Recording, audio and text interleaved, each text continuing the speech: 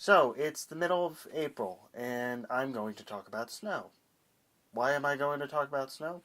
Because apparently Mother Nature wants to talk about snow. Amid all these interesting topics going around in baseball, the Boston Red Sox being 15-2, the Shohei Ohtani pitching excellently unless you take into account his start against Boston. The amount of no-hitters that gone into the 7th or 8th innings, all of that pales in comparison to just how many games have been canceled or postponed because of snow. I mean, it's at the point where it's not even funny. Last weekend there was a big snowstorm in the Midwest. The games that did go on during that weekend had a lot of sloppy plays involved in it, or high runs of scores because of sloppy plays. But games that were canceled, oh boy. The Minnesota Twins saw 3 games out of a 4-game series just wiped off the map. On that Sunday, 6 out of the 16 games, more than a third of all games played that day, were canceled. And it's not like this was the first storm. There have been several storms. You've had storms just about every week with snow during the game or postponing the game.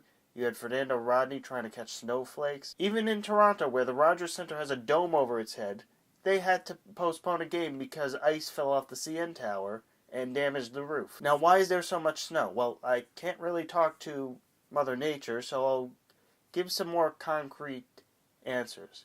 One of which, this is the earliest that a Major League Baseball season has ever started. With it starting in March, obviously it's going to be a little colder. But secondly, and speaking to that, a lot of teams are playing in the north to start the season. How many home games are in Minnesota? How many home games are in Detroit, Pittsburgh, Chicago? All cities that have seen games postponed, canceled, or any sort of snow involved. And honestly, I don't think that's really a great decision for baseball. In my opinion, the first month of the season should limit the amount of home games that are in the north as much as possible, unless it is Toronto or other cities that have a roof over their heads. Side note, why Minnesota does not have a retractable roof, at least over Target Field, when they were so successful with the dome in Minnesota before that?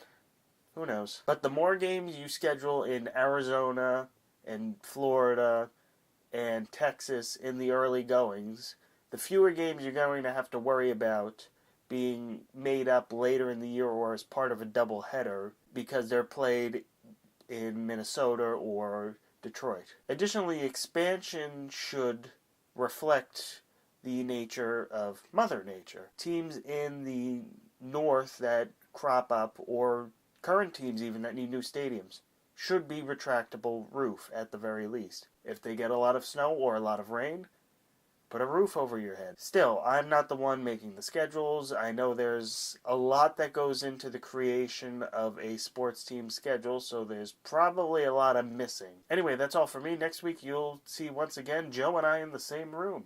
I will see you next time.